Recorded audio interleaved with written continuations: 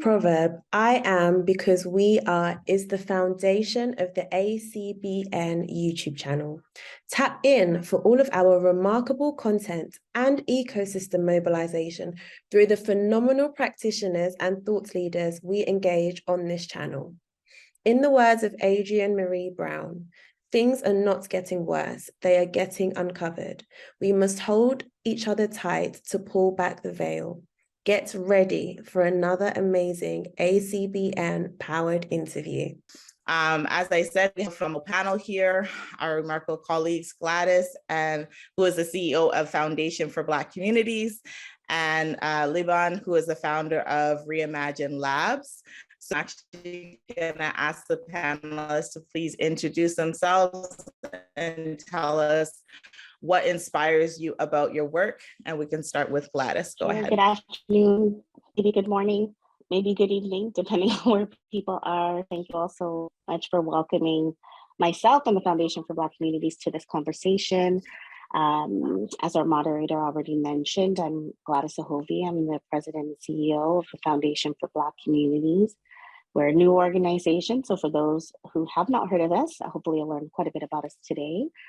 What inspires me and brings me to this work, I think we'll share some of that as we chat today, but essentially opportunities like this to connect with Black folks and allies in the space of making things better, to challenge the things that have held us back, and really just to look at new opportunities to resource these efforts. So looking forward to the conversation today and learning, as we move through this conversation. So thank you so much for Thank you so much for being here.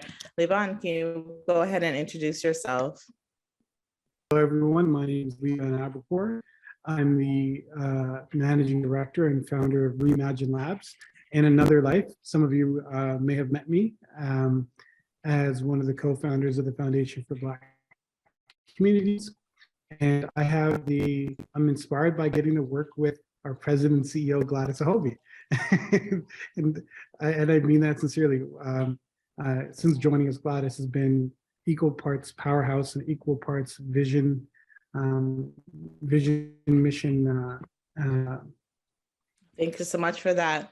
And my first question is for you, Liban. What are the most promising models in philanthropy that you've seen thus far in Canada that are working? The most promising model of philanthropy that I've ever seen is something called Hegbid.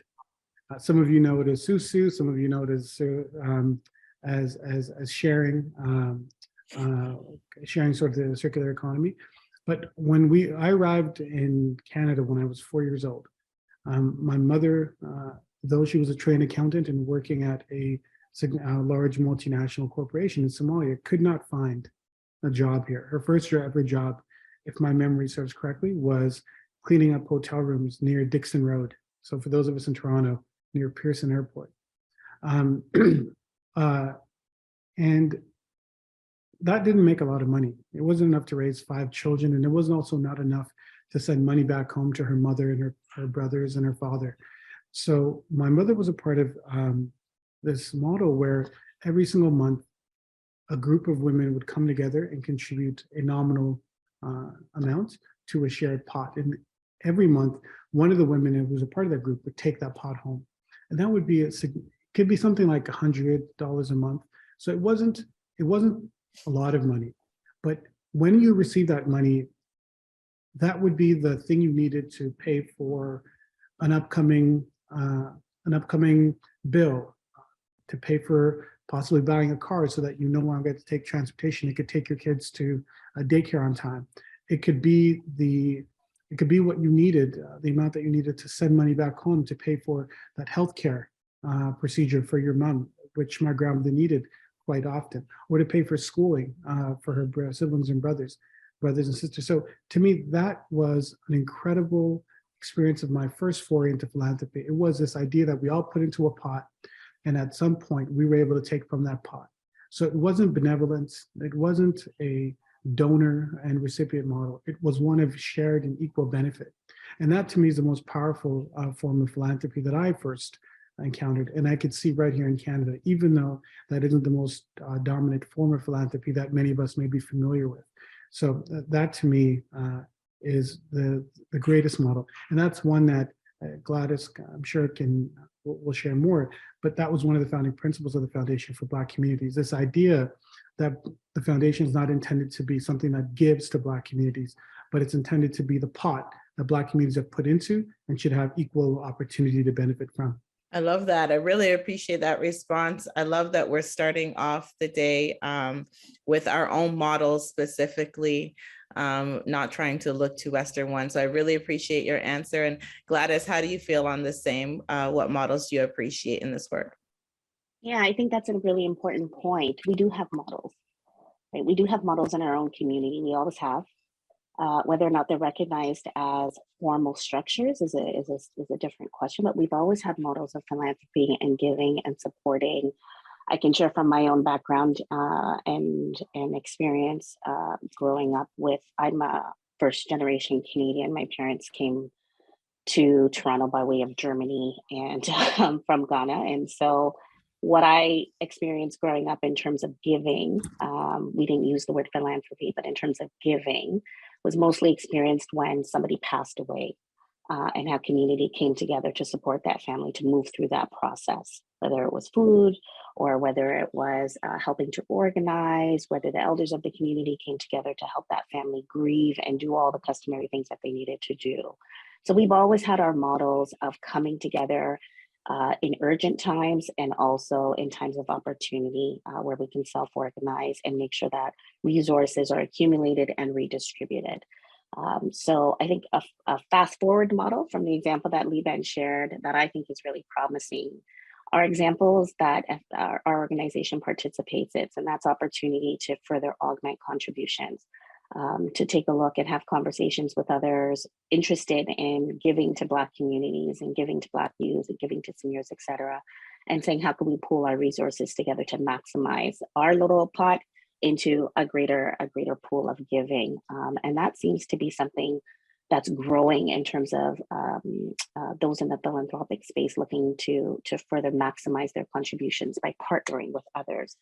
And I see that as a really, really promising example, starting from this little seed that Liban just mentioned in terms of things that we're all familiar with, regardless of what we call it, and now seeing it in more formalized structures between private foundations, public foundations, and corporations and community to really maximize those opportunities.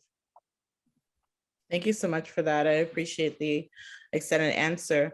And Gladys, in your lived experience in like social justice and racial equality and racial equity work, what are some of the best practices that you feel are essential when navigating both the public or the private and philanthropic sectors? So best practices.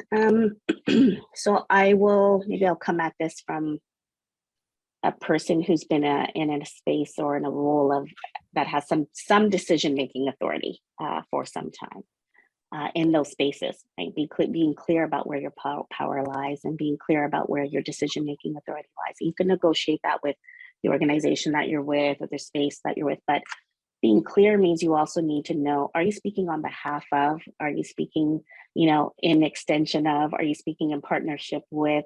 Really being clear that you're not carrying forward something that you either don't have the expertise to speak on or the authority to speak on. I keep hearing Black communities are not a monolith. And so often we're called into spaces to speak on behalf of without having all the necessary information or authority to do so. So that's one thing that I think is really, really clear and not being forced or felt like you're being forced to be the sole representative of everyone. As an organization, this foundation is very clear about that. It was built with community. It was built by bringing people together. It will continue in that vein. That is not an easy thing to do. It takes time and it takes energy and it takes resources, but it's really, really, really critical. And so I think in terms of navigating spaces, that's a really critical thing to walk into any space with in terms of being clear of why you're there and who you're representing and what it is you're meant to bring forward. And the other piece is to really just hold your voice, right? Don't always feel obligated to respond to every single challenge question. You're not the be all and end all of everything. So really being clear about what it is that you bring in terms of value that lends itself to the conversation, whether that's recognized by others or not. you're clear about the value that you bring to that conversation, and you're not afraid or intimidated to voice that. So I think those two elements in terms of navigating these spaces is really important. Philanthropy, especially in this country, wasn't designed for Black communities. It wasn't designed for many marginalized communities. And so it's very easy to feel like this is not a space that we belong in, but it is a space that we have long contributed to. And so there's no reason why we don't belong there. We need to know that. Great, thank you so much for that. And Liban, how do you feel? What best practices do you feel are essential to navigating the various sectors? I feel that I should stop going after Gladys because I'm not sure how to follow that. That's how I feel. I really want to lean in on Gladys's comments around understanding your lane. Black communities are not a monolith. They're absolutely true. And our experiences are not the same either. And therefore the problems and the solutions required are going to take a multitude of different actors, oftentimes collaborating and acting together, but no one actor can solve all problems. And I think it's really important not to present ourselves as being able to do that. So I think Gladys's point is one that we should take significant heed of. Another best practice that I want to talk about when it comes to philanthropy is recognizing the significant limitations of what conventional philanthropy is. And I'll define it for myself quickly. Philanthropy is the redistribution of assets in order to resolve a priority of that chosen priority. Frankly, that's what it is, right? Assets are here, a problem is here, one directs assets to that problem because they've determined that problem is a priority for them. I don't think that that's how it should be done. Oftentimes, those that are directing the capital are not the ones experiencing the problem. Therefore, it should not be for them to determine what problem is resolved. Because in doing so, we often find a great deal of problems are ignored. Particularly, I'll speak to the Black community. In 2020, the Foundation for Black Communities released a report called the Unfunded Report, and it was the first systematic look of giving in terms of trends of Canadian philanthropy. And for those of you who may be familiar with the report, it showed an appalling level of investment going to Black communities. It actually showed as little as 7 cents for every $100 going to support Black communities. And the reason is the folks who were determining and deciding where that money should go did not look like us. They didn't live, they often didn't even work with us.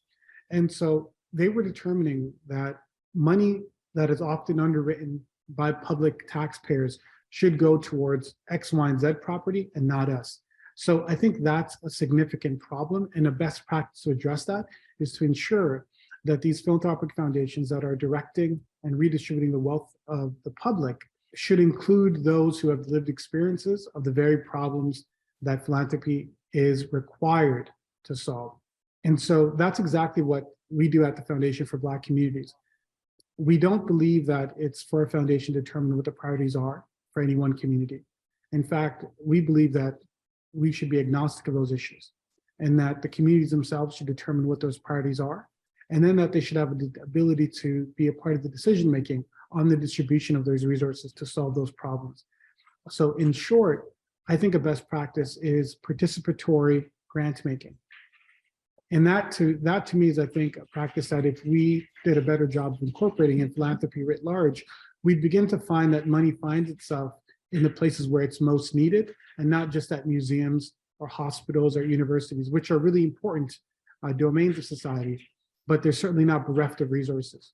If we want to address some of our most emergent problems, we have to make sure that those experiencing those problems, and entrenched problems as well, that those experiencing the problems are part of the solutions and those decisions. So I think a best practice is participatory grant making, and that's a key part of the work that I'm proud to see happening and being led by Gladys and the folks at the foundation, but also something that I hope more foundations are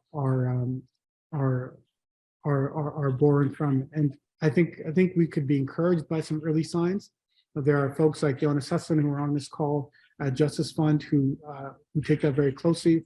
There are folks within the government like Robin, good to see you, who are very, very sensitive to the idea of community members being included in their own solutions, which is one of the driving reasons why the federal government, through their investment readiness program, chose to partner with the Foundation for Black Communities as one of the leads for its investment readiness program, because it wants to see the very communities that are going to benefit be a part of the, not be only recipients, but a part of the decision making. So I think that's the best practice that I would hope that we recognize and use more broadly.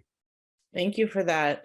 And I feel like it's a great follow-up to what you were just touching on, and honoring your desire to go first. My follow-up question is for you, which is, what, from your perspective, do you think the future of philanthropy looks like and actually feels like for the communities that you serve?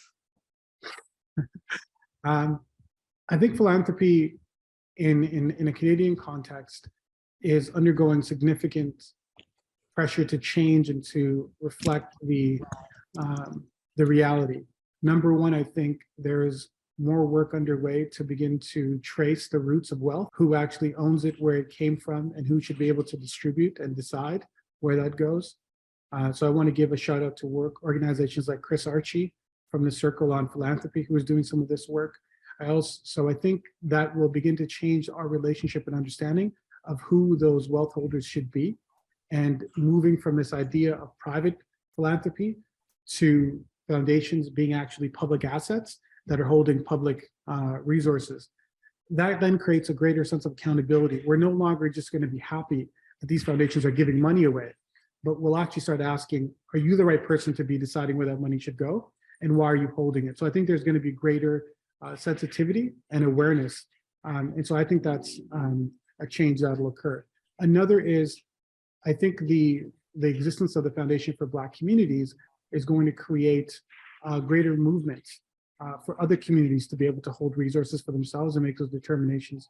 We know that there is work underway already to create a LGBTQ plus foundation, mirroring on much of the work that happened with the Equality Fund, FFBC, and other efforts in the 90s, such as the Aboriginal Healing Fund. And I don't think this is segregationism, frankly, and which I know people will be concerned about. I think this is empowerment, right? This is truly acknowledging that individuals should have their ability to seed their own, and drive their own futures. And I think that's critically important. Another critical element is recognition that philanthropy is not the solution.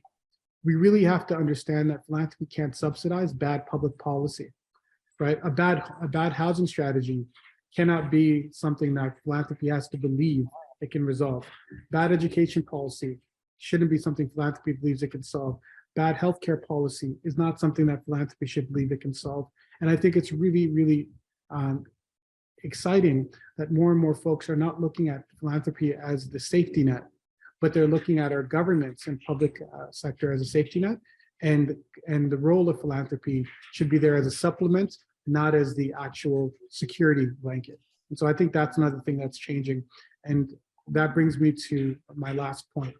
I think philanthropy is beginning to become more humble about what it really can achieve, and realize it's not the end all and be all, and that it's part of a larger system. It can't exist without, it can't exist outside, but it has to be a part of a number of forces that are driving, hopefully, towards a very positive change. Thank you. Some very valid points. I really appreciate that extensive answer. And Gladys, what do you feel the future of philanthropy looks like for the communities that you serve?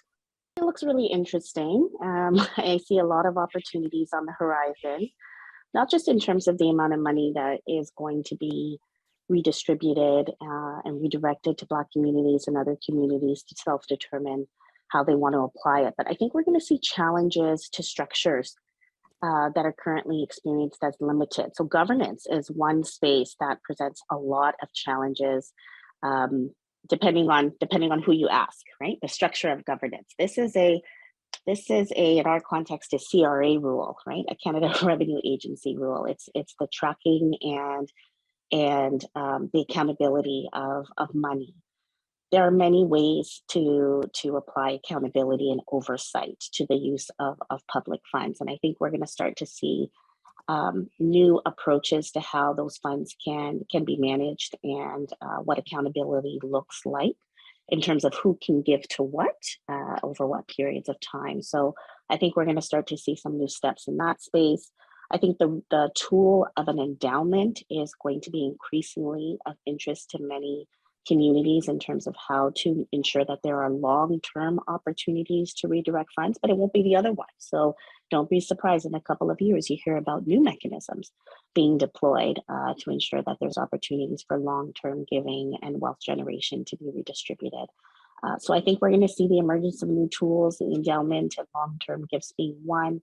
I think we're going to see challenges in the introduction of new types of governance structures and measures of accountability that will be applied to both charities and nonprofit organizations, and maybe even other types of organizations that are positioning themselves to identify opportunities and introduce new solutions.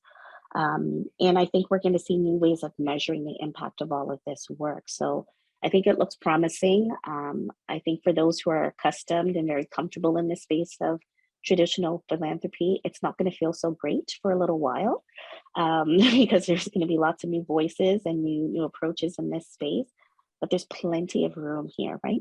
There's many issues that have yet to be resolved. And we do need new voices, new actors, new tools, and new resources to be able to address these mega problems that are not exclusive to Black communities, but we can certainly make incredible contributions. And the last thing that I think we will see more of is this erasing of borders in terms of who can give where, what you can give to. And I think that's really promising and really exciting. Black communities don't just exist in Canada. And so I think we'll be doing some things that will contribute to learning in other places and jurisdictions. And I think that presents tremendous opportunity for everyone. That's great. So we need to be ready for the innovation in the future. I really appreciate your response. And this next question is for you, Liban, as it relates to structural racism or anti-Black racism and systemic discrimination. What best practices or tools or models do you feel are genuinely advancing justice right now? When I was growing up, my mother would say, in Somali, it translates closely to, don't be impressed by the mediocre, right? In other words, like one should not be celebrating low-hanging fruit. It's worth acknowledging. So I'm not sure that there's best practices right now that I want to really shed light on. There's a few that I think we should adopt though, and one of them is an equity benchmark. I think that two very significant things have happened in philanthropy over the last 12 to 15 months. Number one, the federal government recently increased the disbursement quota of philanthropic foundations from 3.5% to 5%. Depending on who you speak to, that'll account for maybe somewhere between $500 million to $2 billion in additional spending per year. That's a significant amount of money. Another critical piece of legislative change is an amendment to the CRA, to our tax code, which means that charities can now give to, in a more, hopefully in an easier, freer way, can give to non-qualified donees. The reason why that's important is about 70 to 80% of Black-led organizations are non-qualified donees, or not charities. And so having some of that money that usually goes, that's always going out of philanthropy, to find itself gravitating towards our Black-led organizations is important. And this change in mechanism or the guidance that said you previously could not give, that changing hopefully can mean that will benefit. But I want to move away from hope, and I want to make sure that it happens. And the equity benchmark can be a really meaningful mechanism to ensure that the increased pot becomes directional towards supporting Black communities. And so what do I mean by an equity benchmark? The suggestion from that folks out there are, including myself, believe should happen is either as a as something that the sector self-selects into, or whether or not it's a regulatory requirement from the CRA or from government, that a minimum of 3.5% of all philanthropic giving should be directed at Black communities, similarly to Indigenous communities, and similarly to other populations. The reason why this is important, it's important to set a baseline, a benchmark, so that in 15, 20 years, we don't have a pendulum swing to apathy for Black communities. Right today, we live at a time where people want to talk about Black communities and why it's important to support them. But remember, 10 years ago, nobody was having this discussion. And 10 years from now, we will not be the flavor of the day. Something can come, and likely will come, that'll move us to the margins once again. And so an equity benchmark that could create a requirement of giving from every single foundation to support Black communities is, I think, a really important best practice that we can adopt. And we already see this within those that are promoting gender equity, right? That there should be X number of women on boards. There should be X number of women in leadership roles. And I think we could borrow some of that idea and assign that to creating a benchmark that ensures philanthropic sector is supporting all communities, including Black communities, in a predictable, sustainable way. Otherwise, we're going to just continue to see this swing where we have one moment and we're left bare the next. And that's not something that we can withstand any longer or should be willing to accept. I appreciate your answer. Thank you so much for that. Gladys, how do you feel on the same topic? So I couldn't agree more with the two elements that Liban mentioned. I would just add, for me, my background has been in the employment and workforce development space. So for me, talent development and the positioning of that talent is really, really, really important. And I think it's incredibly important in this space when it comes to advancing justice. There's so much talent that is being developed in our communities, that is of our communities, that can have tremendous impact, has had tremendous impact. I think we need to continuously invest in the identification and the development of those talents. And that includes in the thought leadership space. And so we're not always sort of deferring to guidance coming from other environments and other communities. So I would augment, kind of add to what Liban shared in terms of the thought leadership development that can accompany that to really share what are we learning, what are the tools and mechanisms that we are developing that have really generated incredible results, and what platforms are we creating like this one and others to really make sure that those voices and those individuals are seen and heard when it comes to advancing justice. There are many places and spaces that we need to identify and also prioritize in terms of where we think we can move the needle on advancing justice. And thought leadership is certainly a space that I believe the foundation can play a really strong role in identifying and positioning those talented voices. Thank you, really appreciate that. And Liban, my next question is, what do you feel is the importance of eldership and intergenerational collaboration in Black communities across Canada? I think knowledge is a continuum. I often tell folks, if there was ever an opportunity that I would do a graduate degree, I'd write it on the unoriginality of ideas. I don't think ideas can be owned by anyone. And the Foundation for Black Communities is probably the greatest example of that. The Foundation for Black Communities, which I've had the privilege of being a part of, was formed on this idea that Black communities not only deserve, but are owed self-determination. And that idea didn't stem from the initial steering committee or advisors. It doesn't even stem from this generation. It's been this consistent urge and idea and desire for every human being, whether you're Black or not. And so the question to me is, how did a group of like us come to this point? Did we originate that idea? The answer is absolutely not. We learned from elders. We spoke to elders. We were guided by elders.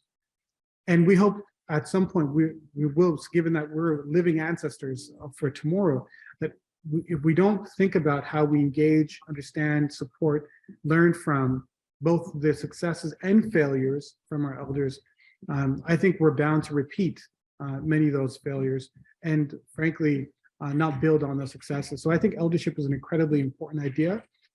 But I believe in accountable eldership. I don't believe just because you're older, you're an elder. I think it's important for us to recognize that there's space for dialogue. It's not just one directional. And I think it's important for folks to also understand when it comes to eldership that you don't own, you're simply in a trusteeship of the thing that belongs to the future. And that's why I think accountable eldership is such an important concept that has been significantly beneficial to us, because it also extends your line of sight. You know, if the average human being only lives to be 70, 80 years old, that's a really short span of time, if that's all we're thinking of in terms of our decisions. But being in a conversation with elders, they'll say, hey, I dreamt this dream for you so that you could benefit. And if we can adopt those ideas, it'll actually make us, I think, a much better society and greater as a people. So eldership has been a significant part of my own life. I've benefited tremendously from it. It has warned me against many things that I've done, nevertheless, and learned from and said I probably should have listened. But I think it's a really important part of any smart, effective society. And it's also, I think, bring it back to philanthropy, the idea that is core to the work that my understanding of philanthropy, and that is you're in trusteeship of this. It doesn't belong to you, and that it's your responsibility to make sure you keep it in good condition and good health for others to come and to benefit. So I hold the idea of eldership in significant esteem, and it's one that I hope that we never lose focus and honor of. I really appreciate that accountable eldership. So I've never really seen that unique perspective, and really appreciate that. Gladys, how do you feel about eldership and intergenerational collaboration in the Black community? So I think the intergenerational piece is really important, and I think we always need to challenge ourselves to find new ways to do that.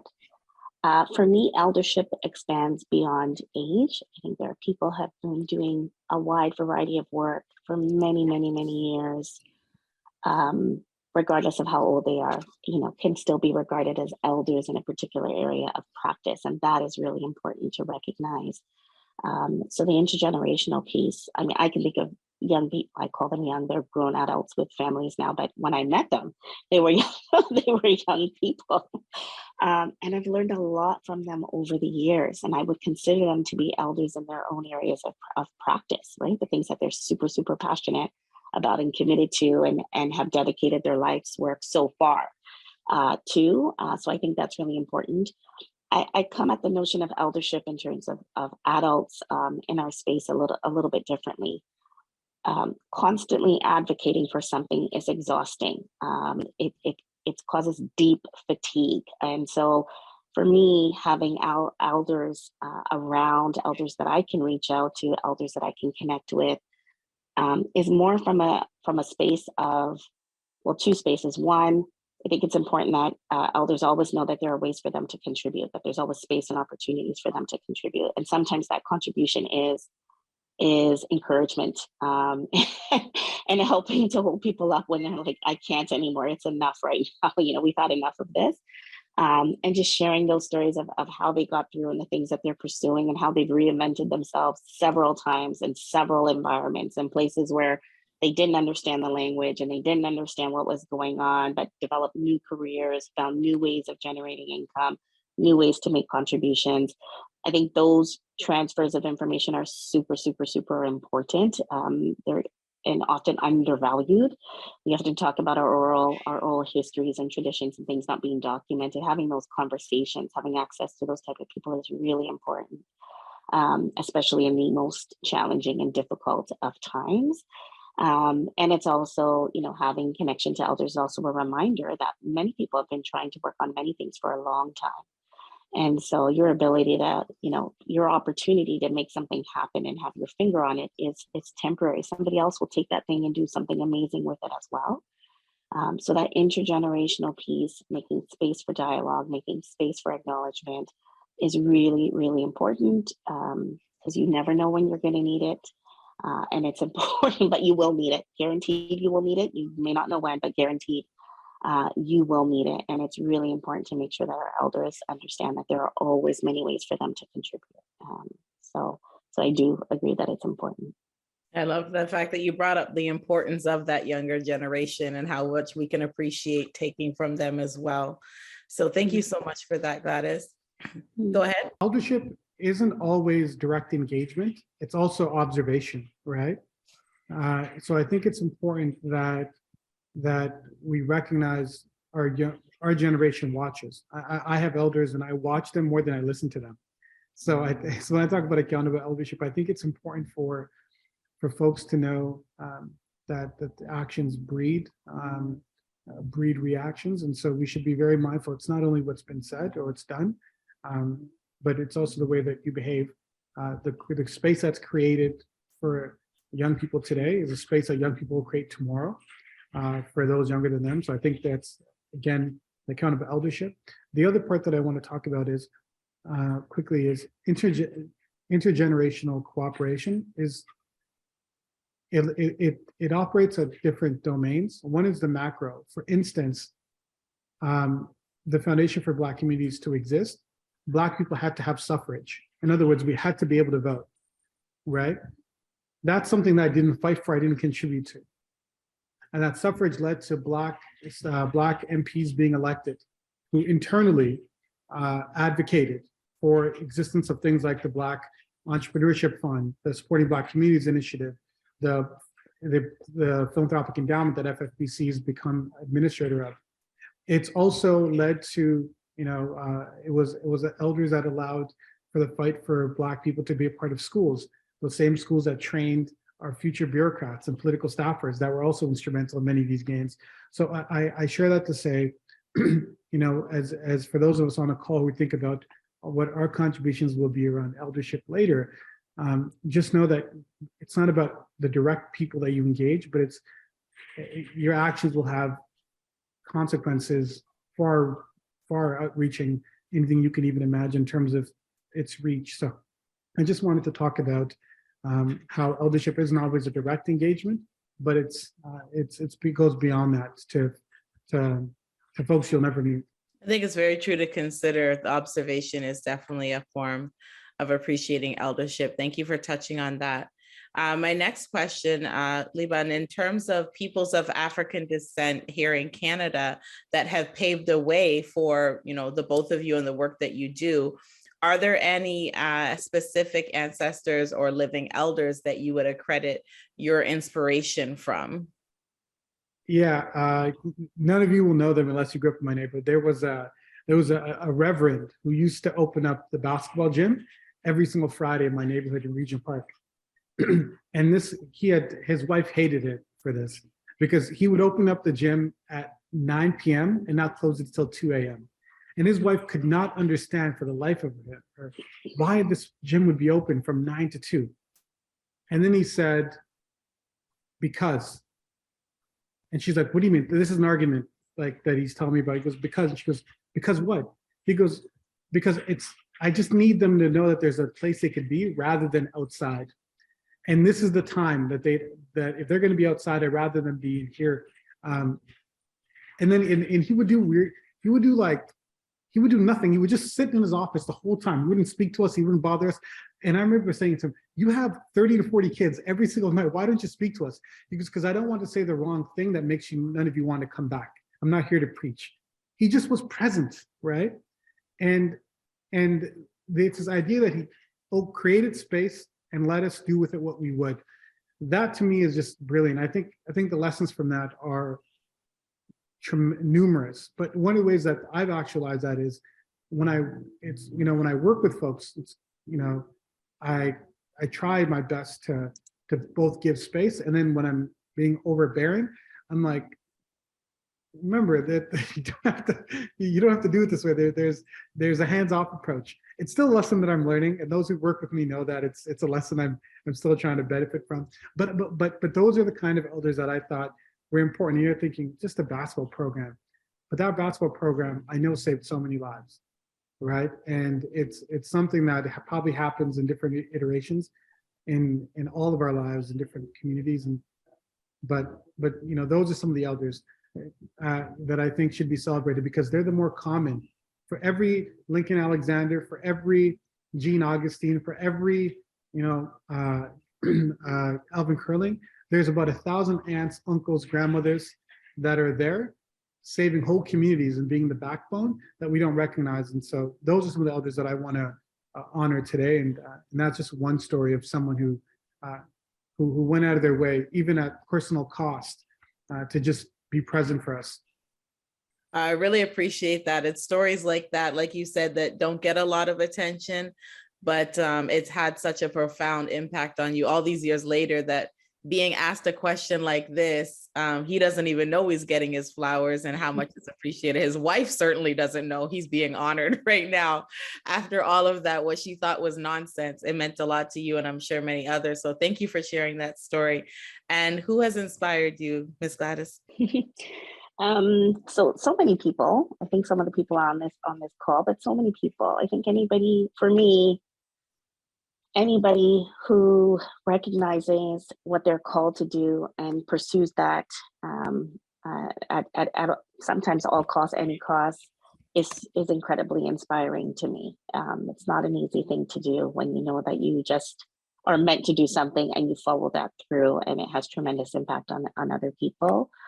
So I've been fortunate enough to work with many over the years who have inspired me in different ways. I hate to say it, but I am often inspired by people who work through very sticky, messy situations, and they do so quietly. I tend to be in awe of those people who just figure out a way to navigate their way through and make incredible things happen. So yeah, I have a very, very long list, too long for this call, but it's those characteristics that I observe that I think are really amazing. The founders of the organization that I'm fortunate enough to lead, everybody that was on the advisory committee bringing the Foundation for Black Communities together, I can only imagine how many times it would have been easier to give up.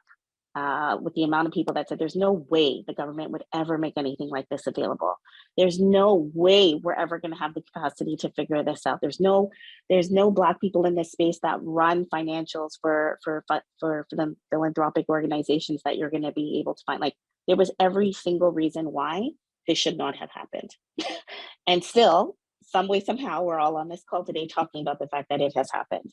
And that is, I'm in awe and always inspired by every single one of those person that said, no, let's just try this. Let's just try one more thing. Personally, in my own life, for me, and it's funny that you mentioned the pastor's wife, Liban. It's my parents, my mother brought a lot of people home. We lived with a lot of different people in our home. She owned an African restaurant in an Orthodox Jewish neighborhood. And there were a lot of people that landed in this country and made their way to her place as a place that was familiar and felt like home to them. And a lot of those people ended up coming home with her. And my father never questioned it and just let her do what she felt was important to do. And so the people who recognize that, there's a calling on someone, there's a purpose that someone is trying to fulfill, and they support that person to do that. I'm definitely inspired by those people. There's people agreeing with you in the chat that, quiet work is really underrated. So we definitely want to show some appreciation to those of you who are moving in silence, but still making big movements in the community. Mm-hmm. And one of my final questions for you, Liban, is many of our leaders, both nationally and internationally, have raised a lot of awareness around rest being a form of resistance. So as a leader, how essential do you feel that, self-care and rest, well-being, and your mental health is for the work that you do right now? I think rest is probably the thing that I've most underappreciated, but learned to value as an outcome of the work with the Foundation for Black Communities. For those of you who are not familiar with the Foundation for Black Communities, I think it's going to be really important to acknowledge a name. So the Foundation for Black Communities was founded by Jacob Leomar, Rebecca Darwin, Dr. Joseph Smith Jr. I think it's important to name them because in working with them, I met with them nearly every single day for hours, and they gave up time with their families, their children, their loved ones. I think each one of us at a different point cried in front of one another, hurt, harmed, or discouraged at some points. And one thing that Jaka always reminded us of is that we have to take care of one another, that we would have rest. And in the middle of conversations, of the tensest moments, she would stop and say, Liban, have you gotten any rest? Have you had something to eat?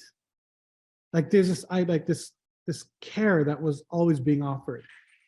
And it was this reminder that rest only helps. It doesn't take away. That there's a sense of urgency that all of us on this call have, that we sometimes feel guilty when we're not doing something, especially when we're passionate about it.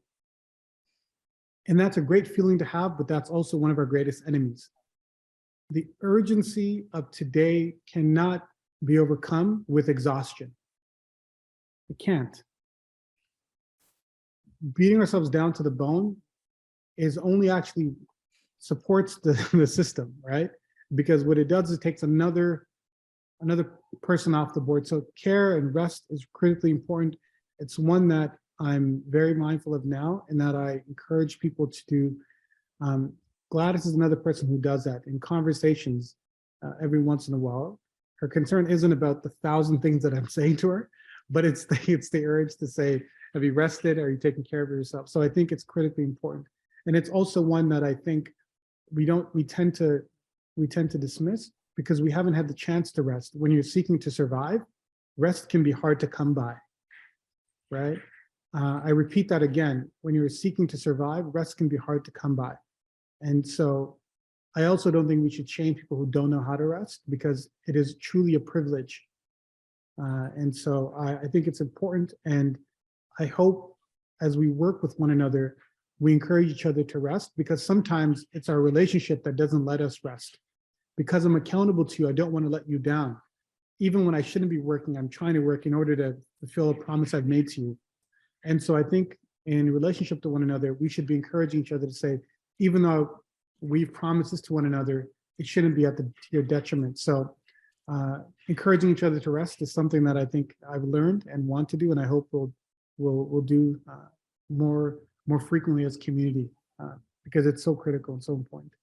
Thank you for that. I really appreciate your thoughtful answer. And I think the biggest takeaway is rest is only going to help. It's not there to get in the way, because we can definitely confuse that. And Gladys, how do you feel on rest as a form of resistance and that importance? I need to give some more thought to rest as a form of resistance specifically. I think rest is incredibly difficult when you're doing this type of work. I think anything where you're invested in the condition of other people, other human beings, takes a personal toll on you. And sometimes we don't realize what that toll is until it's too late. And so whether it's taking a pause or caring for yourself, I think figuring out what you need to do to take care of yourself as you continue to do the work is really, really, really important. And as a community, I think there's a lot we can do in terms of just giving each other grace and space.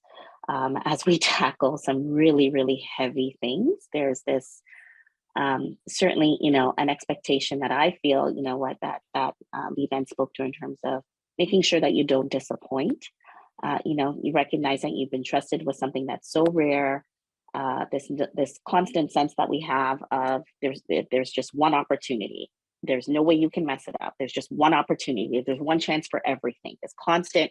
We're always reinforcing this amongst ourselves. And I think there's lots of opportunity for us to change the way we speak to each other about the things that we take on, and the way that we give each other grace to be able to just take the space that we need when we need it, and work the way that we need to get to a place where we feel like we can genuinely take the space that we need when we need it. And so I think rest is important. I also think it's difficult when we're doing the type of work that we're doing, and that we each need to figure out what it is that we need to do to take care of ourselves as we're doing this really heavy, really important work, and not compromise on that. When you need to take a break, you take a break. When you need to just, no more meetings, no more conversations, let me think, let me just process, then you need to do that. And when we see things that are incredibly traumatizing, incredibly violent, incredibly painful, see or hear such things, and you need to just take a moment, then you need to just take a moment, and we need to just let ourselves do that sometimes. I appreciate that. Thank you. Take the time that you need, listen to your body. And the last question that I have for both of you, Liban, if you could just take a minute or two and let us know what you feel is the most important call to action for the Black community across Canada. Yeah, I don't think there's one call to action that's most important, but maybe the one that I'm thinking about the most, and it pertains to the work that I've been involved in the last couple of years, is that I think it's really important for us to recognize our common and shared experiences, histories, and identities. Black people are not a monolith, but we are the same. And I think we often forget that. I think colonialism and this transatlantic slavery has created this idea that we're far more tribes than we truly are. You know, on the continent of Africa, there are 54 countries. And in some cases, many of those countries have the exact same groups of people speaking the exact same language. And that creates a sense of, I have to solve my own problem, and you forget that your problems are in fact more common, and the source of the problem is also common. And so I think collaboration is lost when we start thinking about our individual needs. And so I think the call to action is recognition of our greater, is recognizing, having sensitivity to the richness and diversity, but also the sameness. It's a very difficult thing to hold, but it's a really important one. Then my final part, sorry, is that Black liberation can't stop at the borders, within the borders that you live in. We have to be fighting for Black liberation everywhere. You know, the Foundation for Black Communities is a massive success for Canada, but we cannot simply think, oh my goodness, like we've done it, Canada's great, right? We have to be thinking about Black communities everywhere. What are our contributions, our relationship, and our cooperation beyond borders? And so, number one, celebrate the diversity, but recognize the sameness, and ensure that you're not thinking about only solving the liberation problem for your community within your own borders, but thinking more in a Pan-African way, because it's important. Appreciate that. Thank you so much. And Gladys, what do you feel is the call to action for the Black communities of Canada? I think for those who don't feel like they have a community, find one. If you see people that are isolated and disconnected, reach out to them and just invite them to yours. You may feel far more isolated than you need to be, and there could be community in very close proximity to you that you're not aware of. So that I think is really important.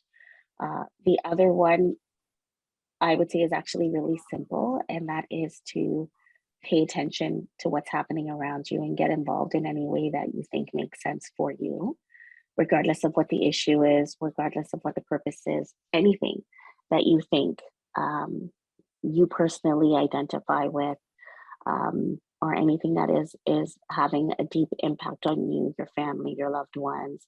Find a way to get involved, whether it's reading more about an issue, attending a meeting, speaking on something.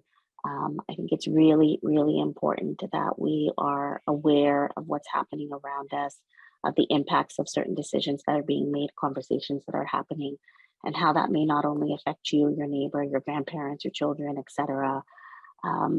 It's really important that we pay attention to what's happening around us. So find a way to do that in whatever way works for you in your life your lifestyle and the 1 million other pressures that you're living with and working through. But really, really important that you pay attention to what's going on. For my own selfish interest, I think it's important that you pay attention to the Foundation of Black Communities and what we've been asked to do and how we intend to do that in partnership with community. We have some very big challenges around how to ensure that a $200 million investment impacts the lives of Black people across this entire nation. This is a big place with a lot of people. When you divide the amount of Black people around this country by $200 million, it's not that much money. And so we really need to be intentional and thoughtful and considerate of what's important to us as a whole, and how that looks different across every province, territory, across Canada. So connect with us, talk to us, be in touch with us, follow us, pay attention to what we're doing, and share your thoughts. This is not a everybody needs to be on board and be supportive. This is let us know what you're thinking. It's really, really, really, really important for the long haul. So yeah, we just encourage you to pay attention and get involved in any way you see fit for yourself. Thank you so much. We really appreciate your answer. We appreciate everything that both of our panelists have had to contribute today. Thank you so much for being here, as well as all of our guests. I want to thank you for taking the time. We also want to take the time and end the session the way that we began, by acknowledging the original stewards of the various lands that we are